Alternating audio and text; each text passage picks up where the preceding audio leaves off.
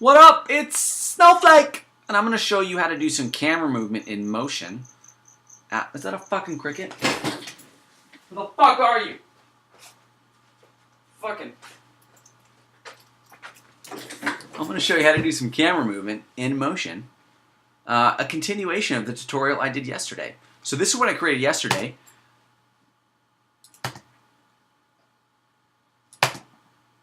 Okay, good. 3 black dots and a red line. And the red line shows the traveling path of our traveler in our story, right? And this was just a map with the red line. So I'm going to show you how to do the camera movement now. So make sure that you bring this back to the beginning of the sequence so it creates the camera from the beginning. And we're going to hit New Camera. All right. And you have 2 ways of moving your camera. You can either go into your inspector and change the position of the camera over here by X, Y, and Z.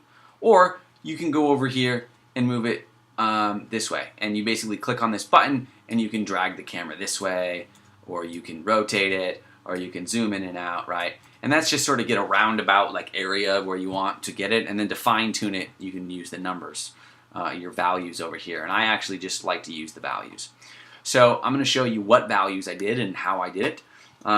Basically, first thing I do is I add a keyframe, and I make sure that that keyframe is added at the beginning of my sequence, which it is, and then I'm going to go type in my values, and I've already sort of typed this all out. So this is going to be -443, and this is going to be 238, and this is going to be -2100.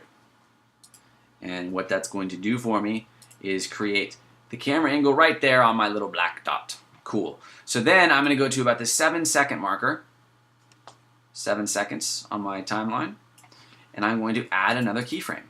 And I just found that this is the area where the red line starts to make its downward curve. And you'll notice that, okay, so I set the keyframe here. Well, the camera's not moving yet, so how do I see where the line's going?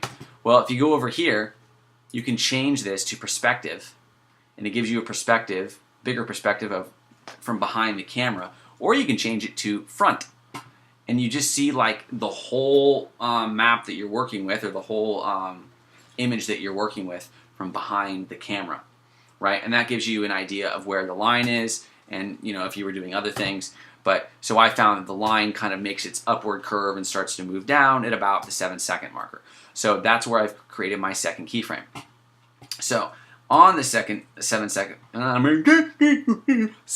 marker, I'm going to change this back to active camera, and I'm going to change the values because I've added my keyframe, right? And I'm going to change the values to -100, change it to 260, and I'm going to change this to -1500.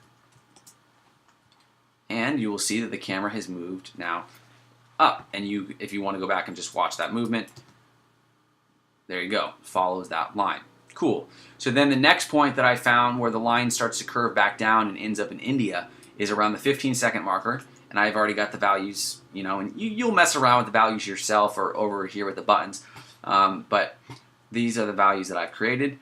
I'm going to add another keyframe at that point, and I'm going to change this to 250, 135, 135, and -2000. Cool. Now we're right there in India. The last keyframe that I make is at the end, and what I like to do is have a nice little slow zoom in, and the only thing we're going to do here is add another keyframe, and I'm going to change this value, the Z value, to -2100. Cool. So basically, once it comes up here, it follows it down, and then it'll get to the dot here, and then it will start to just do a nice slow zoom in. But you might notice that the camera movement kind of it goes and then it slows down and then it starts again and it speeds up and then it slows down. I don't like that, and that's the interpolation of the line between the keyframes. So we're gonna change that as well. Excuse me.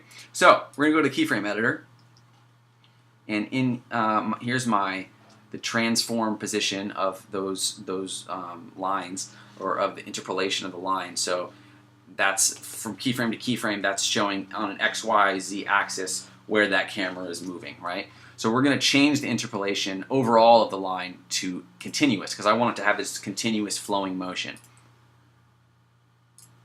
We do that for all 3 of them. And what that does is it creates this continuous fluid motion of the camera movement, right? And it's just going to come up, and then it's going to very continuously and smooth follow the line back down. And the only place that I don't like that continuous motion is on the end here, because it kind of like oversteps and it goes here and then it corrects itself, and that kind of looks a little goofy. So what you can do is individually on different keyframes in the keyframe editor, you can change the interpolation of the line. And so if I go to the last keyframe, I can change individually this interpolation. I'm going to do that to linear, so it's just a direct, it gets to that point and then it just starts to zoom in. There's no like correction of the movement. I'm going to do that for each point. And now you will see that when we come back, as it hits that India dot, it just does a nice zoom in. And that's it. That's about as simple as it gets. Yeah, no one else to tell you there. So I hope it was helpful. If it was, make sure to like the video and comment on it. And then subscribe to my YouTube channel. And then check back later for more tutorials and tips on Final Cut Pro 7, Apple Motion, and Compressor. Thank you.